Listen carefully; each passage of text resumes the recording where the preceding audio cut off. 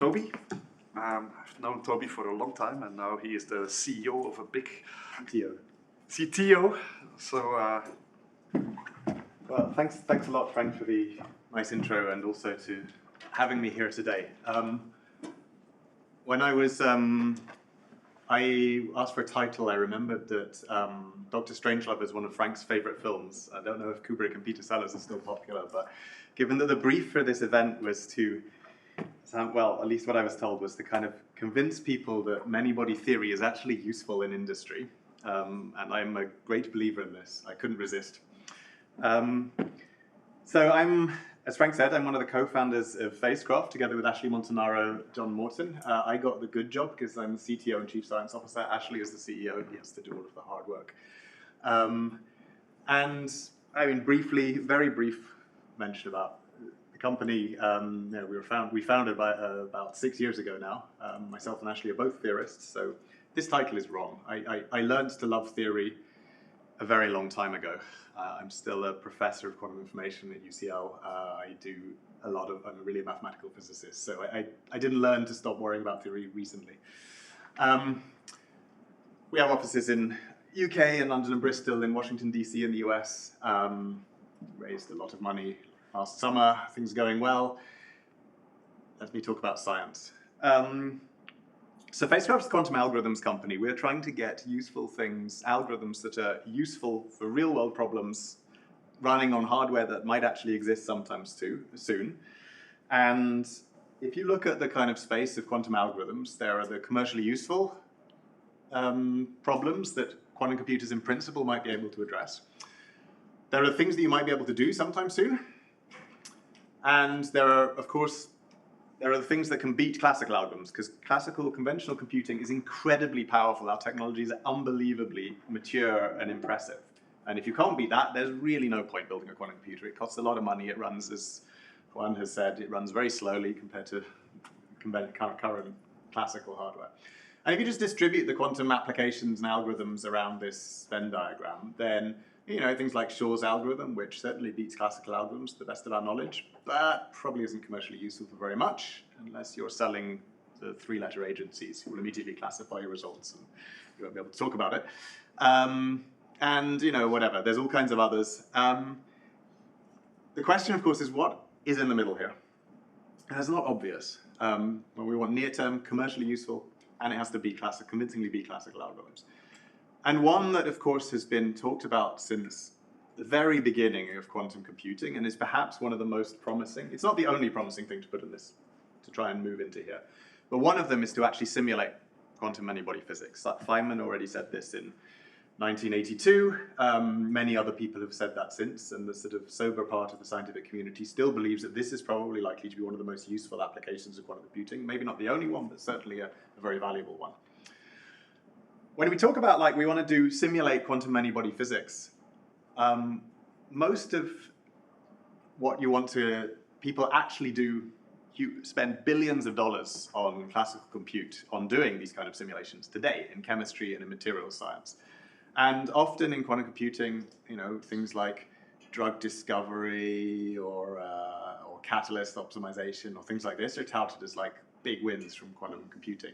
But if you look at it from an algorithmic perspective, there is a distinction between doing simulation of periodic crystalline materials, where we have a whole bunch of symmetries in the system, crystal point group symmetries, translation invariants, to a very hand-waving approximation. Electrons moving in a crystalline lattice interact strongly only with nearby electrons in the lattice, or modes, whatever you want to call them.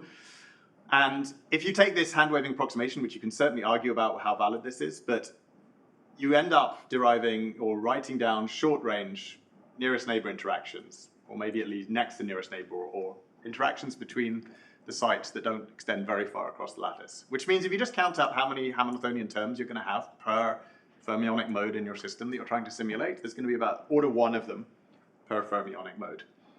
Whereas if you look at chemistry and molecules, there are fewer symmetries. Essentially, the electrons in one atomic or molecular orbital interact pretty strongly with all of the other orbitals in the molecule. So to some hand-waving approximation, and this is not fully accurate either, you have something that looks more like all-to-all interactions, which means you're going to have n squared terms in your Hamiltonian per fermionic mode. If you think about this from an algorithmic perspective, this, and you're trying to get something on near-term quantum hardware, which only has the world's best quantum computers that actually work, have order of 100 qubits, or 100 qubits once you take into account that you have to do some error correction today. There's a lot to be said for material simulation rather than chemistry for the near term. Right? There's a lot more to exploit here in terms of the many-body physics, the theory that we have access to attack this kind of simulation, compared to here, there's less to get to grips with.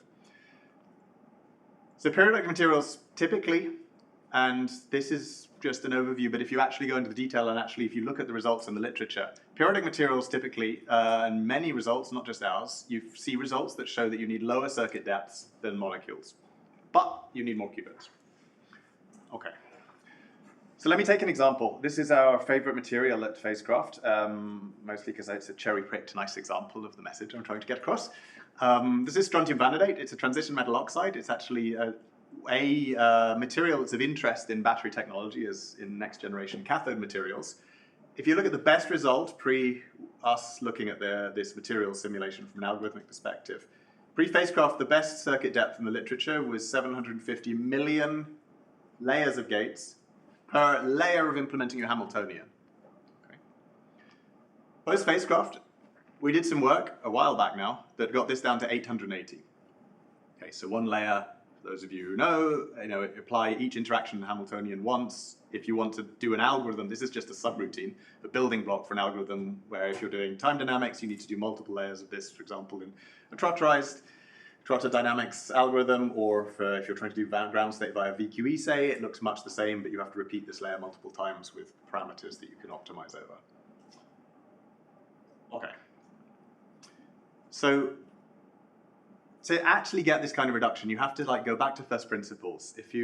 About a third of Phasecraft's team are material scientists and chemists, and they come with a huge amount of knowledge of how to do materials and chemistry simulations in the real world, in industry, that's actually useful for companies who are manufacturing materials and chemicals and selling them. But on the other hand, they come with 50 years of experience of how to do this really well on classical computers. And I have learned a huge amount from our material scientists and chemists. I'm like a born-again material scientist. But what they've had to learn is they've had to unlearn everything they knew about how to do this efficiently on a classical computer and relearn how do you do this efficiently and think about this when you're trying to put this on a quantum computer. Because what's costly on a classical computer isn't necessarily the same thing as what's costly on a quantum computer in terms of implementation. And it cuts both ways. So some things that are really easy to do on a classical computer, on a quantum computer are a nightmare, and you certainly don't want to do.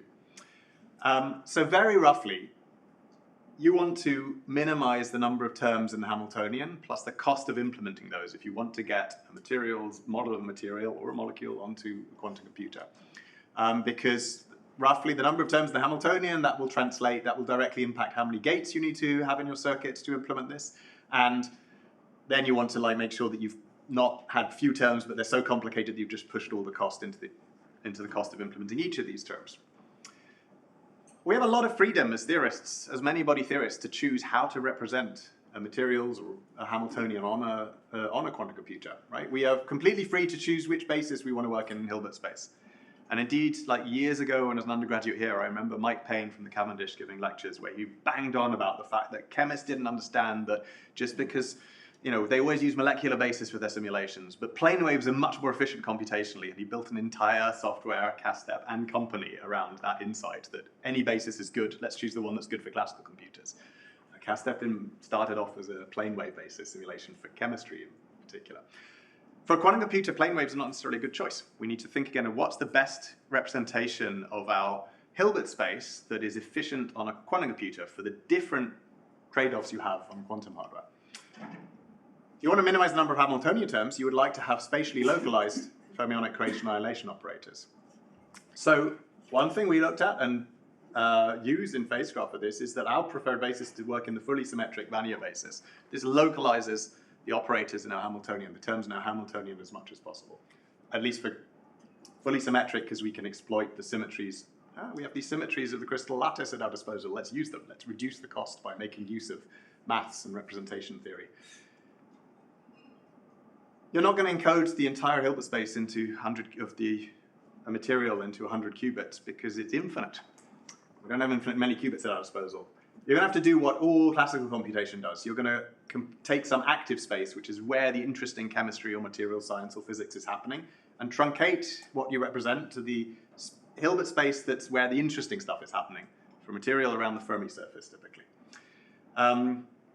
You can, this from a quantum information perspective is we're trying to restrict to a subspace. So let's pick a subspace that makes things as efficient as possible. How can you pick a subspace when you don't know what you're restricting to? Well, it turns out there's a lot of stuff that the classical modelers already know how to do. One thing we do is we can figure out what subspace to represent on a quantum computer by actually doing classical material simulation.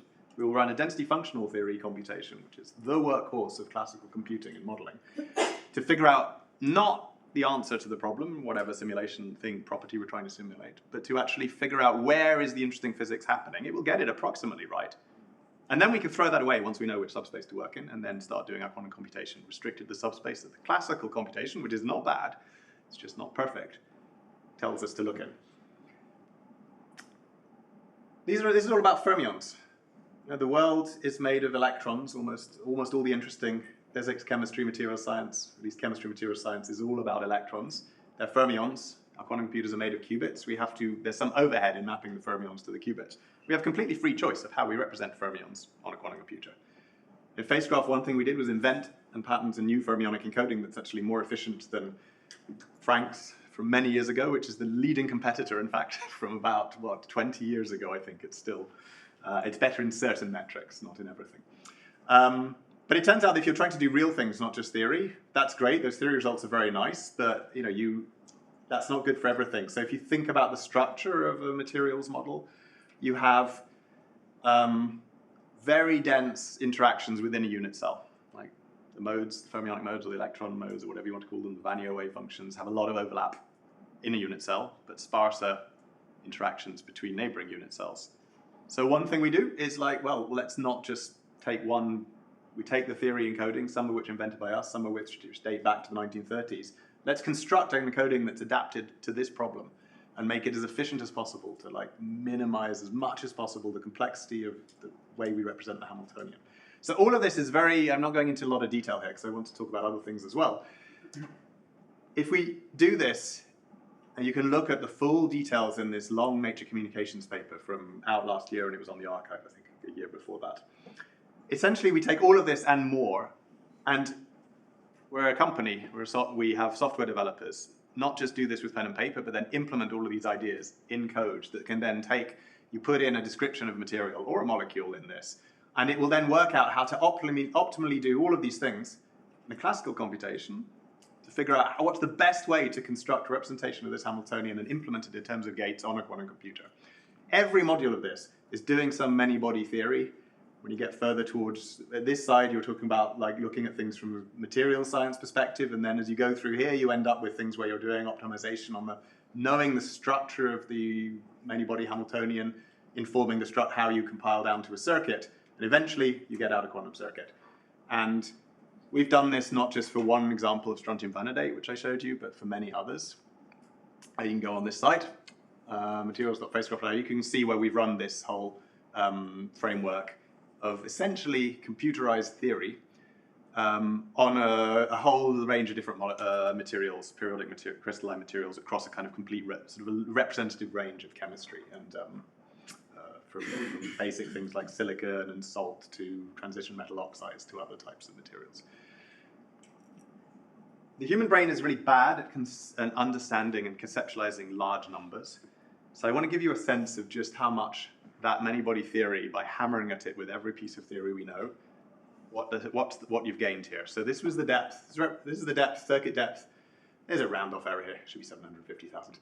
This is the circuit depth for the best algorithms pre-Phasecraft doing this work a couple of years ago. So I'm going to rewind from this to where we got this down to.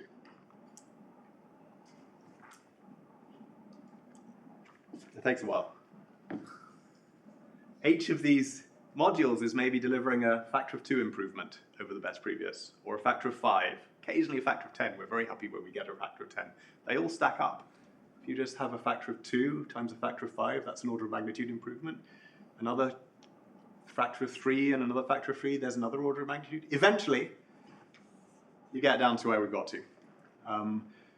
That is all by taking theory insights but putting them to practice. So that's great. 880 gates, layers of gates for each layer of the Hamiltonian, but you need to multiply this by at least, like, I don't know, 3 if you're very optimistic about VQE, or 100 if you're optimistic, really realistic about time dynamic simulation. So this number is a module. You have to multiply this by something like 3 to 100. The best current quantum hardware can do about circuit depths of 1,000. So that 1 million factor improvement is still not enough. If you talk to a venture capital investor about like doing 1 million fold returns on their investment, their eyes light up and they're very happy. They're like, that sounds pretty good. If you tell them that a 1 million fold improvement in your algorithms is not going to be enough to actually get something meaningful to work, their eyes don't light up so much. So this is what we're up against in quantum computing, right? It's really challenging to get real-world problems onto real hardware, even if you make these crazy levels of reduction. So Phasecraft, we didn't stop there. We went back to, this stuff is all very useful, but it all stacks. We need to keep going and push further to actually get something out of like hardware that kind of exists now or in the near future, before we have a scalable fault-tolerant quantum computer that has billions of qubits and that can run trillions of gates. So the classical computational material scientists and computational chemists, they have been doing this successfully for like 4 decades now. There is a Nobel Prize for the density functional theory algorithm in the late 70s. It works incredibly well, and this is used in industry, not just in science, that people modeling next generation materials and trying to fabricate them and manufacture them and optimize photovoltaics, batteries, catalysts, they use almost entirely density functional theory calculations. And a lot of the time it's pretty good. And occasionally it falls flat on its face because you predict something's an insulator and you fabricate a sample, connect wires to it, and it conducts when you put it in the lab. Famously, DFT still doesn't get the band gap of silicon right. It predicts it's a semiconductor, but quantitatively still you can't reproduce the band gap of silicon unless you do a lot of empirical tweaking to essentially match with experiment parameters to experimental data. But DFT is an incredibly powerful algorithm. So again, I remember undergraduate lectures here in Cambridge 25 whatever years ago, and I don't remember who, it wasn't Mike Payne, put this Hamiltonian on the board and said, this is the Hamiltonian of the universe. As long as you don't really care about nuclear processes and you're making a Warner-Pride process. This is the Hamiltonian of electrons interacting by the Coulomb interaction in some background potential that might be formed by atoms or whatever. That's it. If you can solve that, that is essentially everything you care about, unless you care about nuclear processes. And the crash course in classical DFT, it was based on the Holmberg-Kohn theorems from back in the, I think, 60s, that proved that if you want to find the ground state of this Hamiltonian, then for this particular Hamiltonian, it turns out that the ground state energy depends only on the density. And here, density is not density matrix if you're a quantum computing or information theorist. The density is literally like the expectation value of the number operator. What's the expected number of electrons at that position in space? It's the density. It's just a function of real space. And what the Holmberg-Kohn theorem says is that the minimum energy is actually attained by minimizing not over all of the information in the wave function. It only depends on the density, which is not capturing all of the information in the wave function, or at least it seems not to be. But if actually if you minimize the energy, you can rewrite this as a functional of the density, which is now just a real function, which scales classically polynomially in terms of the amount of information you have to keep around. That this is then, if you minimize the energy functional over this, you will actually have the ground state energy. And what's more, there's a unique correspondence between the ground state density and the ground state wave function. That's the starting point for DFT. And in modern terms, so if different bits of this Hamiltonian are put into you can translate them into different functions or functionals of this density.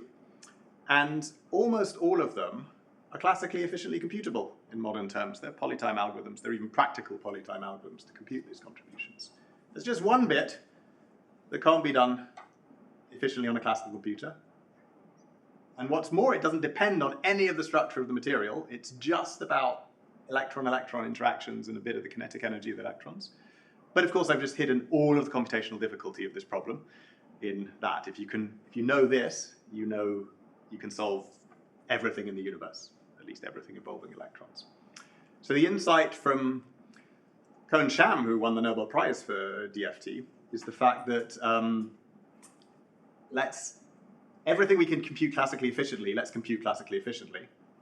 And we'll just take some crude approximation to this, some heuristic approximation to what this really difficult, hard to compute energy contribution is. But it's the same for every material and every molecule. So we can model this, for example, just taking the functional you get from Thomas Fermi theory and just plug it in here. But since this is a small correction to this, what you do in Cohen-Sham theory is you start off with a guess at the density.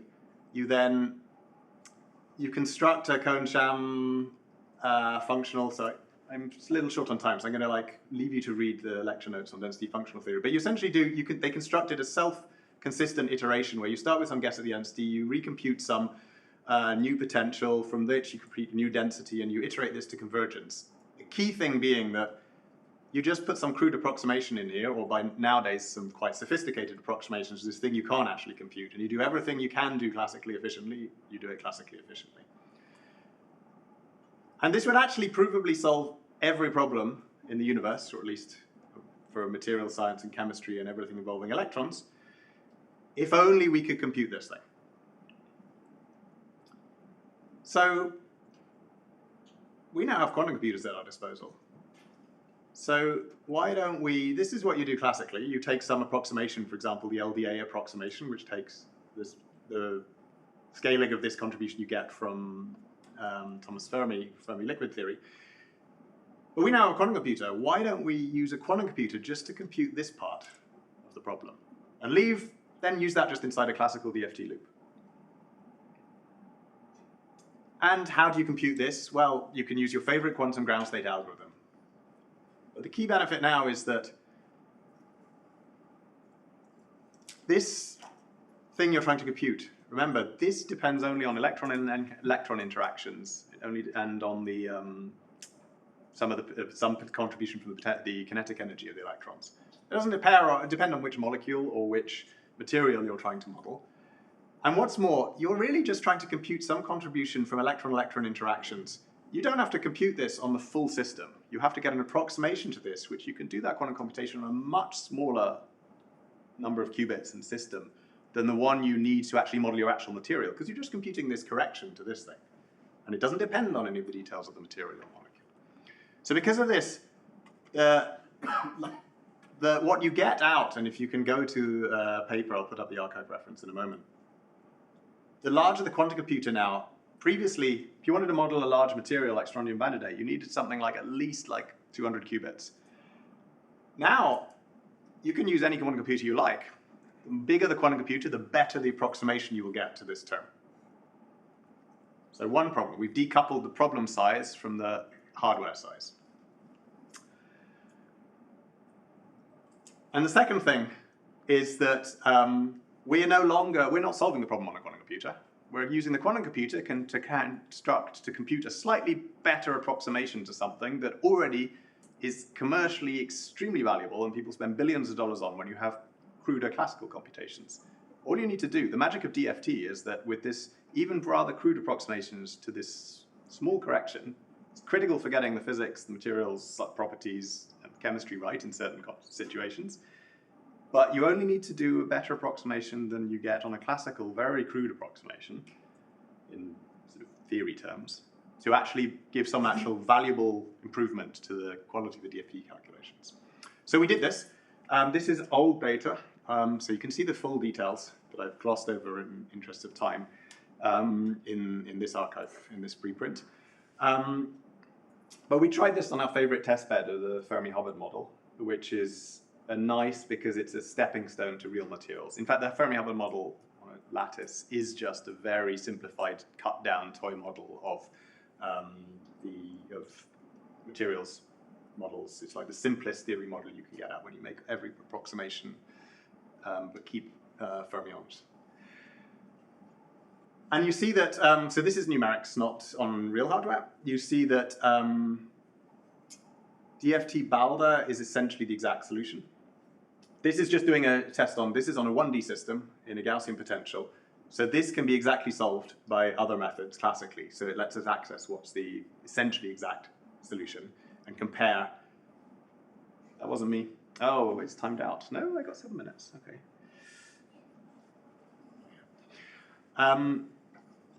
What you see here is that the quantum enhanced DFT, so if you do DFT with Hartree-Fock, which essentially is, DFT is not the best classical method for the Fermi-Hubbard model. We're just trying to compare against classical DFT. If you do Hartree-Fock DFT, it completely misses the Mott shoulders in the Hubbard model that are responsible for important parts of Hubbard physics. Right, this blue curve here just completely misses these key shoulders, which you can see in the essentially exact solution from the Balder. Whereas if you go to, for example, QDFT depth 2 means where you're running a depth 2 VQE computation on the quantum computer, simulated, find the ground state. Or at least an approximation to the ground state energy. It's actually not a particularly great approximation. We know that depth 2 VQE is actually not good enough to get the ground state here.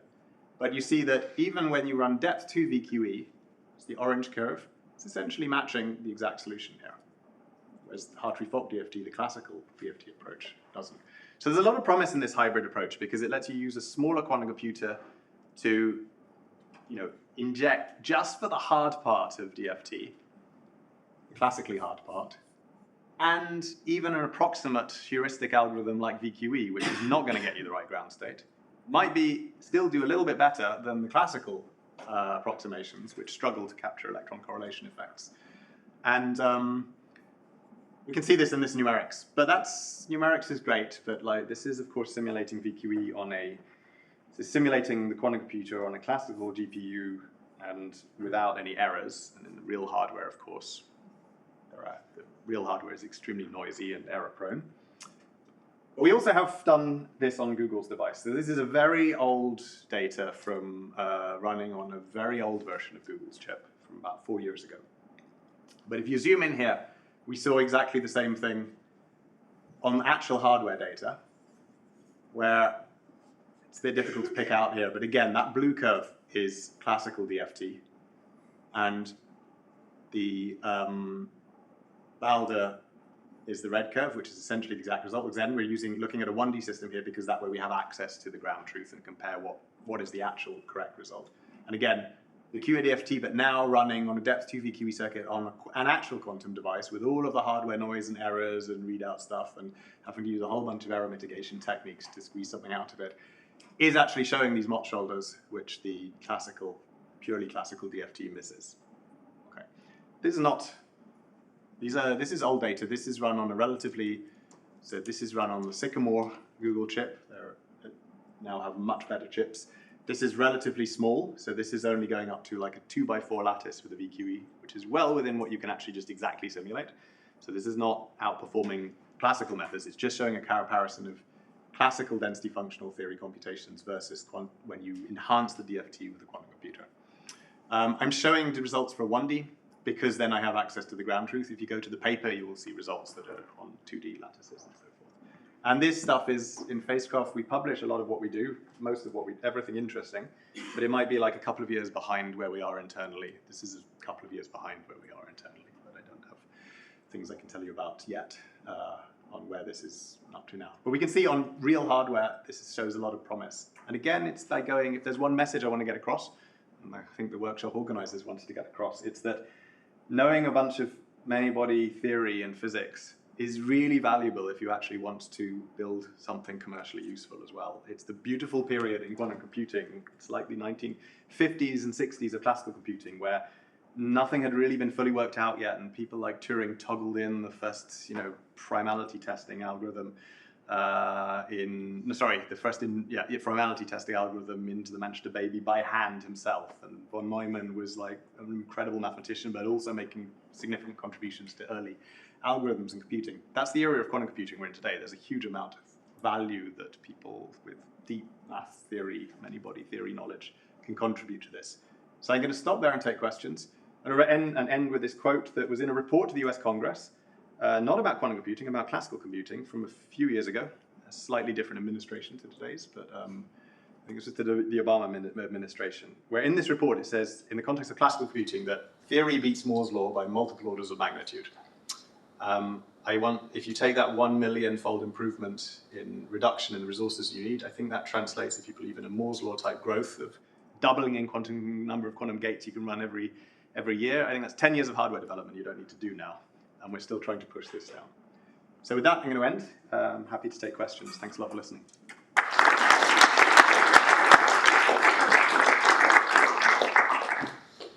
Questions or comments? Or maybe I can ask a question. So actually, the whole study of DFT would of course also apply if you have better classical algorithms for finding ground states, and especially because you say the requirements are not so big. So as we heard in previous talks, classical algorithms are so much faster and bigger. So how does that add up if you compare these two? So this is a great question. So you can, for example, take tensor network methods and just use classical enhanced DFT, and indeed we tried this. Tentatively, it looks like the things you don't capture in tensor network methods, which is kind of the high entanglement, many-body correlations, it seems to not be super competitive, but you have to remember that everything I showed you, you can just simulate the entire thing classically anyway, so you have to kind of deliberately put very low bond dimension to get a reasonable comparison, otherwise you can just... The ground states will never have lots of entanglement. No, that's the whole point. So these are ground state calculations. And I thought that this is exactly what is hard for a quantum computer. Well, so the belief in, or the understanding in material science community of why things like transition metal oxides, DFT doesn't get it right, is because there are a lot of electron correlation effects, they would say. You know as well as I do that defining entanglement for fermions is a little bit, there's like 4 definitions all inequivalent. But roughly like speaking, they get this critical, the exchange correlation contribution, they get this wrong. This is to do with pure fundamental quantum mechanical effects if you are exploring more of the Hilbert space than, remember this is fermions. So that intuition about entanglement being low in ground states of spin models, it doesn't quite carry over here because there's fermionic systems. So people do tensor network simulations of this, and at the moment on these kind of systems, they're not competitive with DFT or with quantum Monte Carlo. But yeah, at Phasecraft we're a company. If it turned out that big tensor network computations for this, that we inject them into the DFT loop in this way, and that gave an advantage over classical DFT, I'm totally happy with the quantum inspired algorithm. To date, we haven't seen that, even on this small scale stuff, but I wouldn't push it too hard because you have to like deliberately restrict the bond dimension because you're talking about a 2x4 system that you're computing on. So if you go to anything close to the bond dimension you can do today, you've got an exact solution anyway.